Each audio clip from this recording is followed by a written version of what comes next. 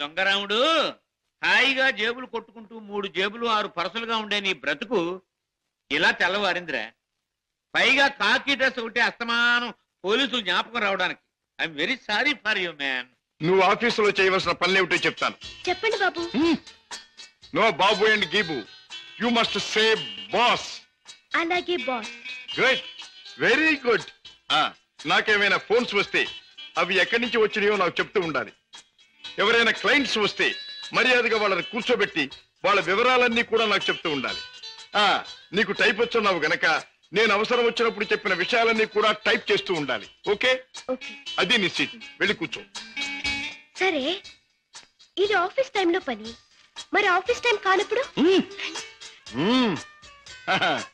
అది ఆఫీసులో చెప్పడానికి వీల్లేదు. ఆ టైం వచ్చినప్పుడు, నాకు అవసరం వచ్చినప్పుడు అలాగే చెప్తాను. గో. ఓకే. గో.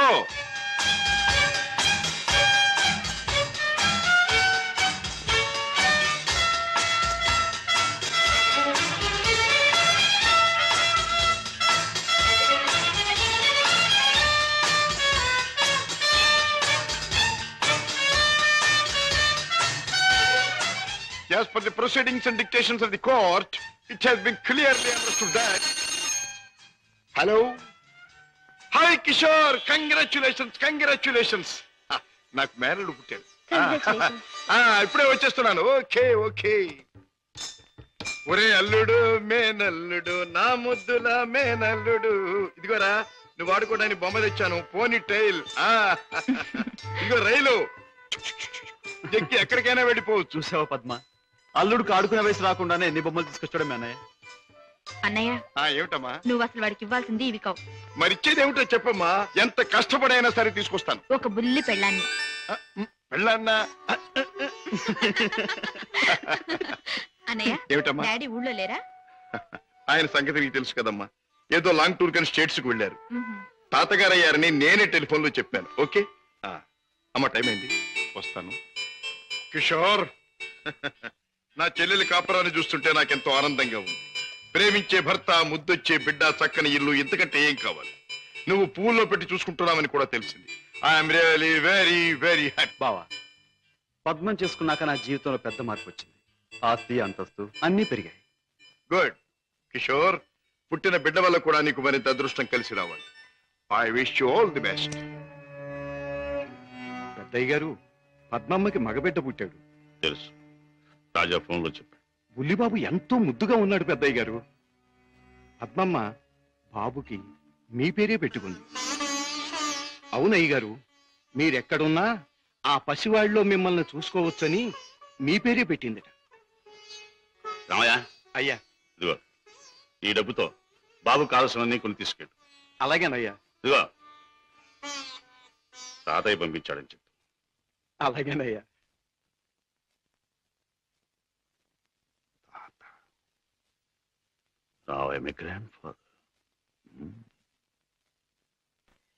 సీత, పుట్టిన నా మేనల్లుడికి పెళ్ళాన్నిచ్చే బాధ్యత నా చెల్లెలు నా మీద పెట్టింది. అందుకని ఇవాళ నుంచి పట్టుదలగా, శ్రద్ధగా, సీరియస్ గా నువ్వు అదే ఇవాళ నుంచి ప్రేమించడం మొదలు పెట్టావనుకో. ప్రేమించటమా? మన కోసం కాదు, ఆ పసివాడి కోసం. ఇలాగే సీరియస్ గా 2-3 సంవత్సరాలు ప్రేమించుకున్నామనుకో, అప్పుడు పెళ్లి చేసుకోవాలని బుద్ధి పుట్టింది. మన కోసం కాదు, ఆ పసివాడి కోసం. హలో అల్లుడు, ఏమిట్రా ఇలా వచ్చావు? మామయ్య మీద మనసైందా? మరేమో మా అమ్మ నా పెళ్ళాన్ని నీ దగ్గరుంది తెచ్చుకోమని చెప్పింది. ఓహో, నీ పెళ్ళామా? నా పెళ్ళాన్ని నాకు ఈ మావయ్య, నేను ఆడుకోవాలి. ఒరేయ్ ఒరేయ్, ఆ టైప్ కుడుతుంది అమ్మాయి, బాగుందా? అదే నా పెళ్ళం, అంత పెద్ద పెళ్ళం వద్దుకో. ఏరా, ఇంత పెద్ద మామయ్యకి ఎసరు పెట్టేటట్టున్నావు. ఆ అమ్మాయి నీ పెళ్ళాం కాదురా. ఆ అమ్మాయిని అడిగితే నీకు పెళ్ళాన్ని ఇస్తుంది. చలో చలో. ఏ అమ్మాయి? ఏం బాబు, ఏం కావాలి? చాక్లెటా? కాదు, పెళ్ళం కావాలి. ఎక్కడ తెచ్చా? పెళ్ళావా? అవును, మావయ్య చెప్పాడు.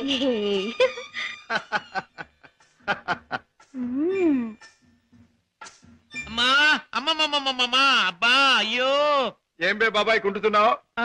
బాబు ఏం చెప్పను, సంకెళ్ళి మూతికి తగిలి మూతెలు మోకాలు కొట్టుకుంటే మోకాలు నెత్తి ఆకాశాన్ని కొట్టుకోవాలా? కొట్టుకోపోయింది. నోర్మైంది బాబాయ్ గారు, మీరు పాత అలవాటు ప్రకారం ఎవడి జేబులోనో చెయ్యి పెట్టబోయి ఉంటారు, వాడు వాయించుంటాడు. నేనే తప్పు చేయలేదు బాబు. సెలవు కదా అని చేపలు కొనుక్కు తిందామని బెస్తపేట వెళ్ళాను. అక్కడ ఒక పెద్ద చేపను డబ్బులు ఇచ్చి కొనబోతే ఈ చేప నాది అని ఒక రౌడీ వచ్చాడు కూర్చున్నాడు బాబు. అయ్యయ్యో నీదేంటి నాది అని ఇంకా నేను అనలేదు బాబు. వాయించేశాడు బాబు నన్ను. చేపల పులుసు దేవుడు ఎరుగును, నా ఒళ్ళు పులిచేసేసాడు బాబు. ఇది నీకు అన్యాయం. మా బాస్తో చెప్తాను, మా బాస్ని తీసుకొస్తాను అని అంటే ఏమన్నాడో తెలుసా బాబు? ఏమన్నాడు? ఏయ్ చెప్పుకోబే, దమ్ముంటే మీ బాస్ని తీసుకురా, ఇద్దరిని కలిపి కోసి పులుసు పెట్టుకుంటాను అన్నాడు బాబు. అంత మాట అన్నాడు? డామిట్ సీత, నువ్వు బాబుని తీసుకెళ్ళి ఇంట్లో దిప్పి. సరే. బాబాయ్ పద.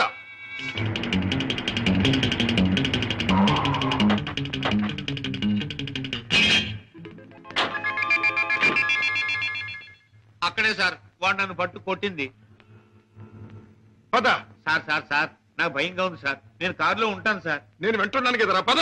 అయ్యో అయ్యయ్యో ఇప్పుడే కదా సార్ తన్నాడు. బాబు బాబు బాబు కదా నా బాబు. వీరికి సన్నాసి. 5 రూపాయలమ్మా. ఇదిగో, ఇక్కడ రౌడీ నాకు లేవడు. ఆడితో ఎందుకు బాబు గొడవ? మీ దారి మీరు వెళ్ళిపోండి. పెడతాను కానీ వాడు ఎక్కడున్నాడో చెప్పండి. ఇక్కడే ఉన్నాను బే.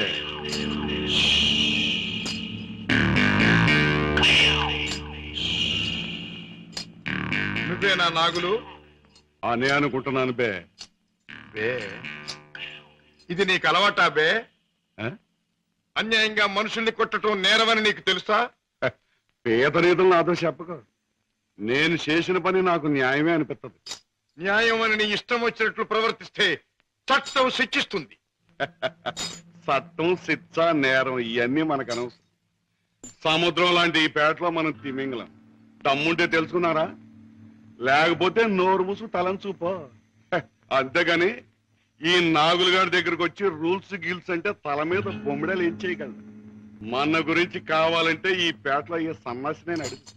అవునులే, పేటలో పెద్దగా మురిగే ప్రతి కుక్క గురించి ప్రతి సన్నాసికి తెలిసే ఉంటుంది.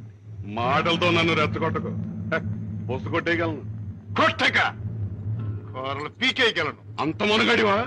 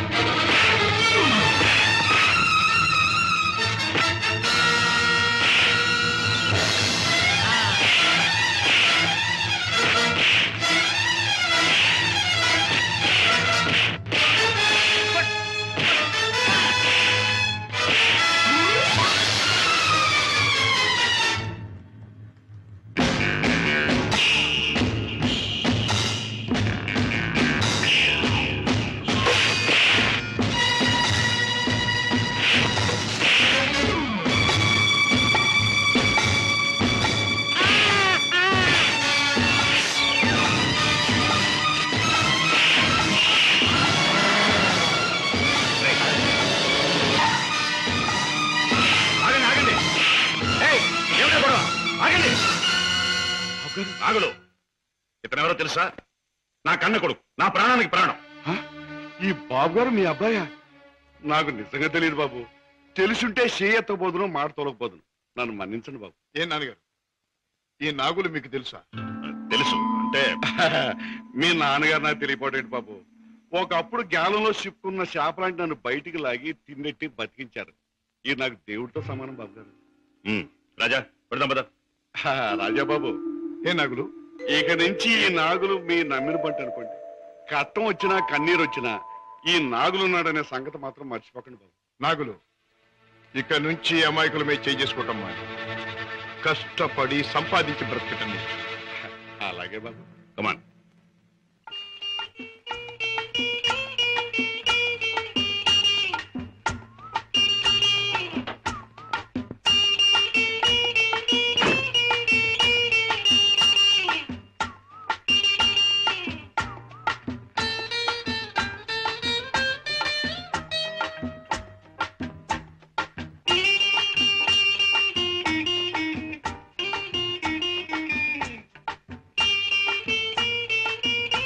Very good very good very good.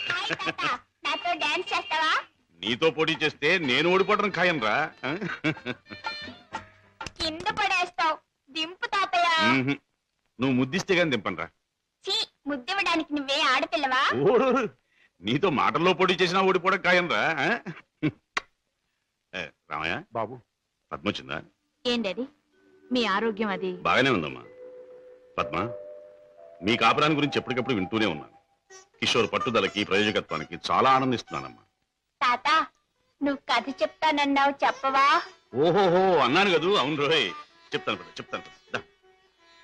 అమ్మా పద్మ, నువ్వు బుల్లిబాబుని ఎత్తుకుని అయ్యగారింటికి వచ్చినప్పుడేనమ్మా అయ్యగారి ముఖంలో నవ్వు కనిపిస్తుంది. మనవడంటే అయ్యగారికి భలే ఇష్టం. ఓహో అలాగా, ఇట్స్ ఆల్ రైట్. రేపు కోర్టులో కలుసుకుందాం. Good night.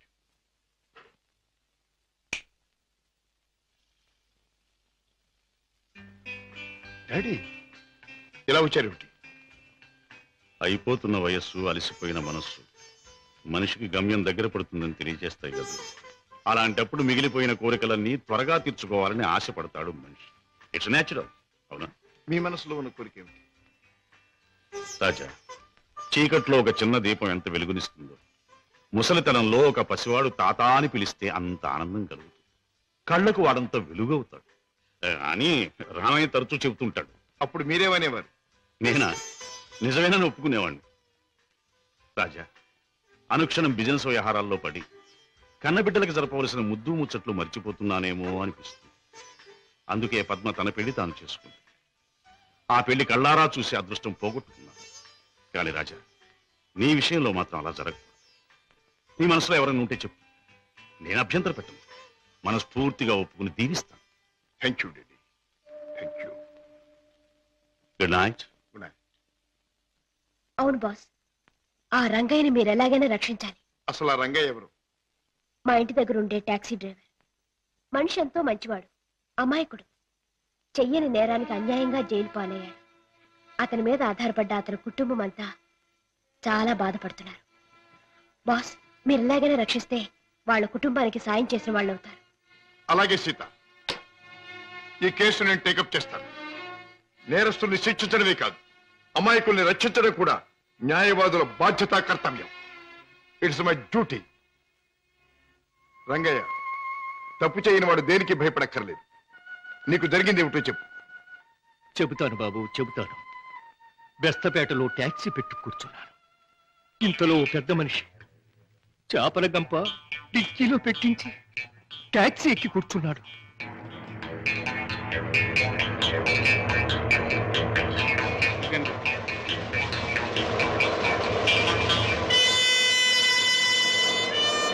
Stop stop stop. వెనకాల డిక్కీ తెరు.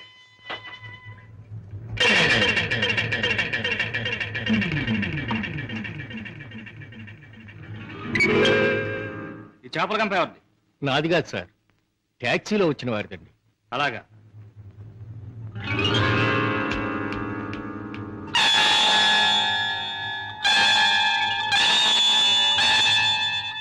ఏరా, చాలా తెలివి మీరిపోయారా మీరు?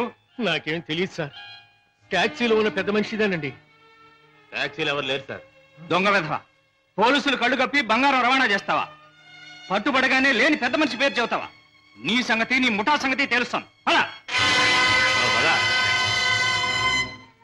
తప్పు చేసినాడు, తప్పించుకున్నాడు, నేను జైలు పాలయ్యాను. బాబుగారు, రోగిస్తే నా భార్య, విటోడైన నా కొడుకు, మగుడు విడిచిపెట్టి నా కూతురు, నేను లేకపోతే అనాథలైపోతారు బాబు. రంగయ్య, బాధపడక. నేరస్తుడు తప్పించుకుపోలేడు. అన్యాయంగా చట్టం చేతిలో ఎరుకున్న నిన్ను నేను కాపాడతాను. నీ ట్యాక్సీలో ఎక్కిన మనిషి ఎలా ఉంటాడు, ఏమేం మాట్లాడాడు, అవన్నీ చెప్తావా? టాక్సీ వస్తావా? నా పేరేం ట్యాక్సీ కాదయ్యా. నీ పేరు ఏమిటి తెలుసుకునే టైం లేదు. వస్తావా లేదా? అయ్యయ్యో, ఉండవయ్యా, రావటానికే కదా ఉన్నాం. అయితే మీరు ఆ బొట్టు తీసుకెళ్ళి దిక్కులు పెట్టి.